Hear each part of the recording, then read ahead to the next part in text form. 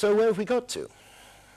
In 2 years, we had got roughly 60% of the state economy onto this system, using the viable system model, let's not forget that, to give the recursive picture into which all these data fit, so that we can take our data, look at them through the clever program, which is called CyberStride, and then pass them on to the next level of recursion, re-amalgamate them, these data, in a separate way appropriate to the model at that level of recursion, and use the same program, because we're still working in the framework of figures ranging from 0 to 1.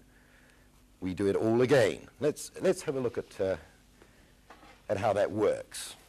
Here is a system of recursion with a firm which belongs to a sector. So let's say that's a textile firm belonging to the textile sector, which belongs to the consumer branch. Now, what have we got? We've got data coming out of the firm along this line, and I've drawn the line very thick to show that there's an enormous quantity of data. And that data is attenuated at this point by the computer program, which of course throws away any data that are unnecessary, that aren't showing any kind of change. Why bother with them? Throws them away. And the exceptions are signaled back to the firm. So you see what I meant when I said this system was not centralized. We signal the exceptions back to the firm, who have to do something about them. That is their management information system, although it's coming from the central computer. These data are then amalgamated again at the level of the sector, so that we have our next level of recursion model of the viable system, again pushing out an account of itself to this point, again getting attenuated by the same CyberStride program with the data feeding back to the sector. And again, the next level of recursion, the branch doing exactly the same thing, and then there's another level of recursion, which I haven't indicated, which is the total economy, which does the same thing again. So that's 4 times this recursive trick works, always with the same data at different levels of amalgamation for different levels of recursion. And you will now ask, what are these things and what are these pairs of scissors? Well, this is the algedonic loop. I mentioned this word algedonic when I started, pleasure and pain. This thing is meant to be a clock. Now, what we arranged was that we discussed with managers when we set up their own model at their own level of recursion, decided what to measure and so forth. We decided with the managers how long it would take them to act on a signal round their own loop. And we also decided with them how important each factor we were measuring was. And so we had a computable function which was partly a measure of importance and partly a measure of rate at which a reaction could happen, and we set that into the clock.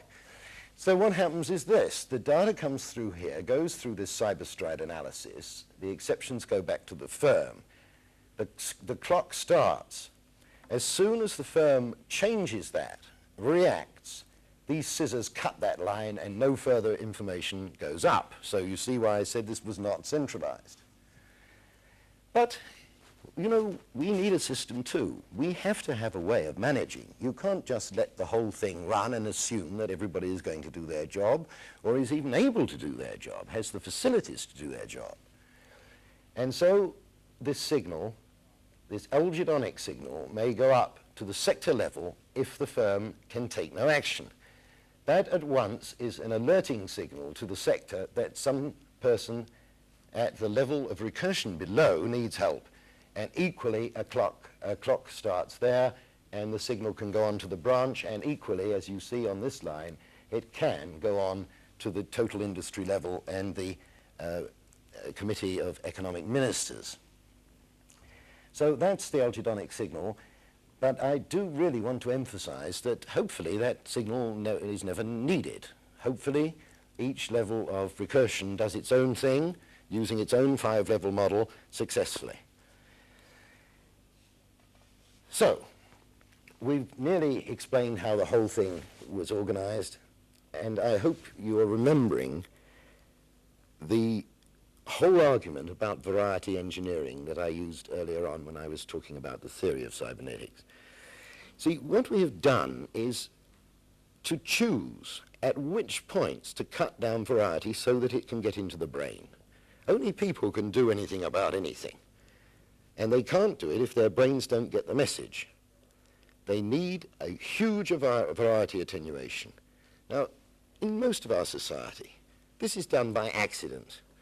It's done by averages which swamp those little bits of information that give you most advanced warning. It's done by pressure, by lobbying people and urging a point of view rather than by data at all. All those things, I don't have to go through them. What I tried to do in Chile was to use the model to design, as I often put it, freedom, because this system was meant to put stuff where it was wanted. Nationalized industry, remember. These people need these materials, get them to them in time. These people need that, get it to them. These people can deliver to the public, help that to happen. All these points chosen and the whole thing given a management structure which could monitor such a thing with adequate variety, using, I repeat, clever computer programs and not just talking about electronic data processing and you want some information, we have some, you know, a printout this thick. So now we're left with the final problem.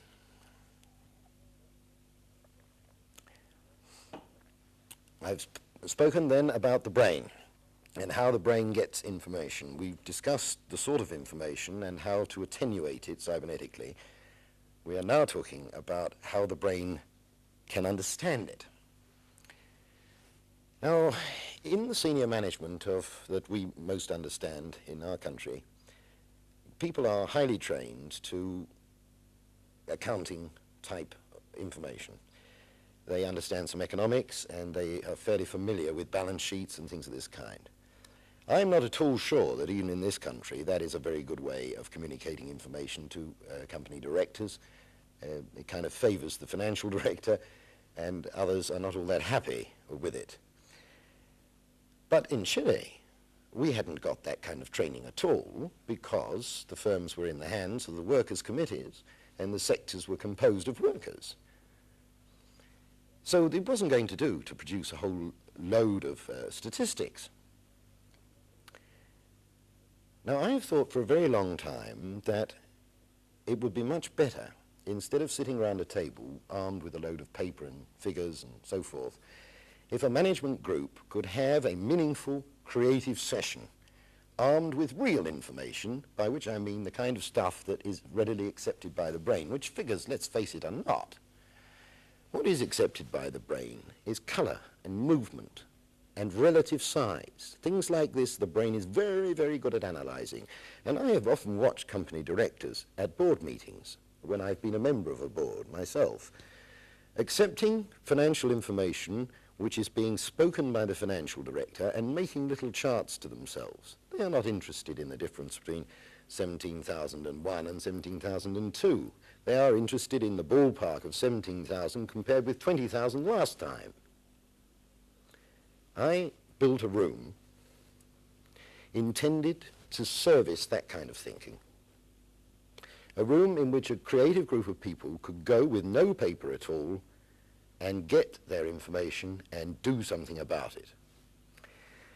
Here is a diagram of this room.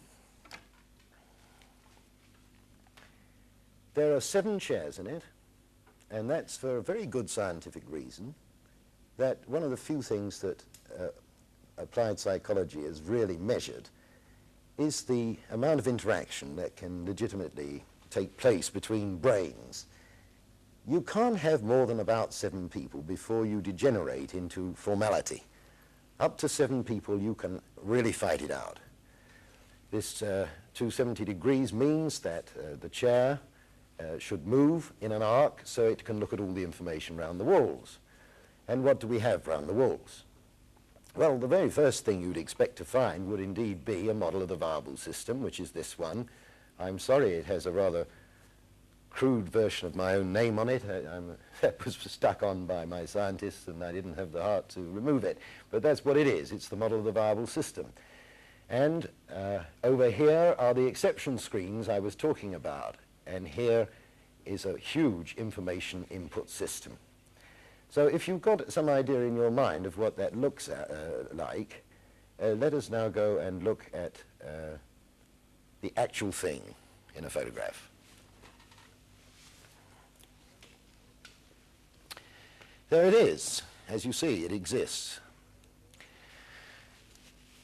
Here is the viable system. Here are the exception screens, the first one with the results of the CyberStride suite and the second with the algedonic signals. This is the big information input, and behind the camera here there is the System 4 screen. All this is about managing System 321.